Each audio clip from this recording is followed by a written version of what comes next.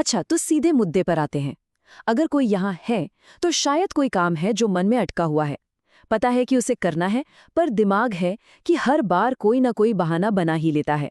हम यहाँ सिर्फ कुछ टिप्स की बात नहीं करेंगे, नहीं, बल्कि सोचने के तरीके को जड़ से बदलने की कोशिश करेंगे। तो चलिए, सबसे पहले एक बहुत बड़े झूठ को खत्म करते हैं। टाल-मटोल का मतलब आलसी, कमजोर या अनुशासनहीन होना बिल्कुल नहीं है। इसका इच्छा शक्ति या विल पावर से कोई लेना देना नहीं है। असल में ये एक बहुत बड़ा मिथ है जिसे हम सब ने सच मान लिया है। तो फिर ये है क्या? अगर आलस नहीं तो क्या? देखिए, टालमटोल असल में डर का ही एक रूप है। हाँ, एक ऐसा डर जो आपको उन कामों से दूर रखता है जो आपके लिए जरूरी हैं। और ये समझना कि ये डर काम कैसे करता है, सच में सब कुछ बदल सकता है। ठीक है, तो सवाल ये है कि असल में ऐसा होता क्यों है। इसके लिए चलिए दिमाग के अंदर झांकते हैं। पता है समस्या कहाँ है? हमारे दिमाग के एक बहुत ही पुराने हिस्से में। ये अखरोट के आकार का एक छोटा सा हिस्सा है जिसे अमिगडाला कहते हैं, और ये लाखों सालों से हमें बचाने के लिए ही प्रोग्राम किया गया है। इसका बस एक ही मिशन है, खतरों का पता लगाना और किसी को भी जिंदा रखना।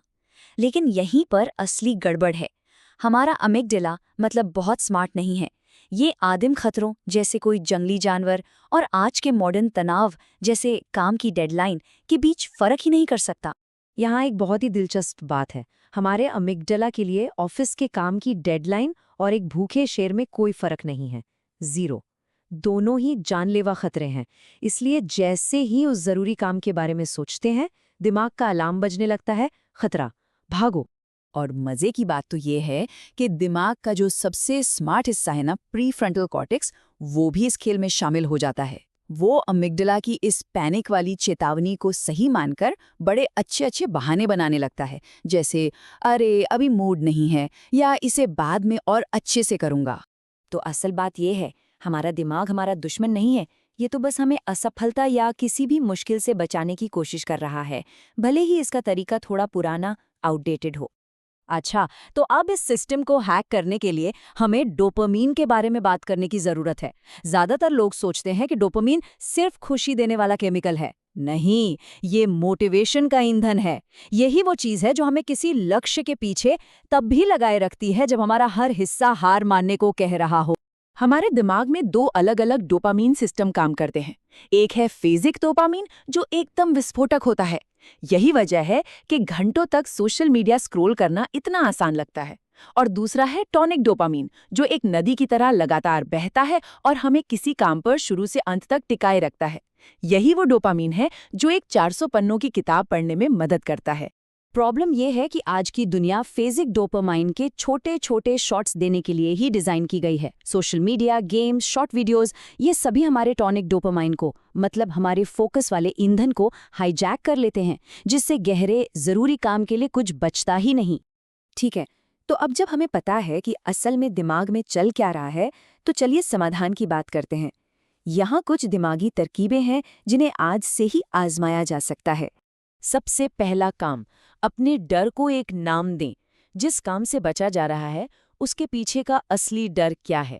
क्या फेल होने का डर है या लोगों के जज करने का डर? जब इसे हाथ से लिखते हैं ना, तो ये डर दिमाग के इमोशनल हिस्से से निकलकर लॉजिकल हिस्से में आ जाता है, जिससे निपटना आसान हो जाता है। अगला तरीका है सिर्फ 2 मिनट का नियम। खुद से बस ये वादा करना है कि मैं सिर्फ 2 मिनट के लिए काम करूंगा, चाहे वो कितना भी खराब क्यों ना हो। देखिए, सबसे मुश्किल काम होता है शुरू करना। एक बार गाड़ी चल पड़ी तो फिर आगे बढ़ना बहुत आसान हो जाता है। इसे ना एक गेम की तरह देखें। दिन का सिर्फ एक लक्ष्य चुनें, उसके लिए एक नकली डेडलाइन तय करें और इनाम भी पहले से सोच लें। लेकिन सबसे जरूरी, फोन जैसी ध्यान भटकाने वाली हर चीज को अपनी नजरों से दूर कर दें। अपने माहौल को बदलें, मतलब जो काम आप नहीं करना चाहते उसे मुश्किल बना दें और जो करना चाहते हैं उसे एकदम आसान। जैसे अगर फोन दूसरे कमरे में रखा है तो उसे उठा के स्क्रॉल करने में मेहनत लगेगी। ये एक छोटी सी रुकावट है पर बहुत काम की है। एक और दिमागी तरकीब है ज़ायगार्निक प्रभाव। हमारे दिमाग को अधूरे काम बिल्कुल पसंद नहीं है, उसे अधूरापन खटकता है। इसलिए किसी भी बड़े काम को बहुत छोटे हिस्से में शुरू करें, जैसे सिर्फ एक लाइन लिखना। दिमाग खुद ही उसे पूरा करने के लिए प्रेरित करेगा। लेकिन सुनिए, सिर्फ तरकीबें काफी नहीं है। असल बदलाव तब आता है जब हम अपनी पहचान बदलते हैं। ये इस बारे में है कि कोई खुद को किस रूप में देखता है, एक टालमटोल करने वाले के रूप में या एक काम पूरा करने वाले के रूप में। महान समुराय मियामोतो मुसाशी को याद कीजिए। वो मोटिवेशन या प्रेरणा का इंतजार नहीं करते थे, वो काम करते थे क्योंकि काम करना ही उनकी पहचान थी। समुराय बनने की जरूरत नहीं है, बस अपनी रोज की लड़ाई लड़ने की जरूरत है।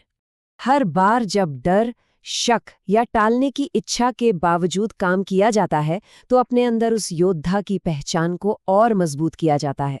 और धीरे धीरे टालमटोल एक आदत से बस एक पुरानी धुंधली याद बन जाती है। तो सवाल ये है, आज वो कौन सा एक छोटा सा काम होगा जो आपकी पहचान को परिभाषित करेगा?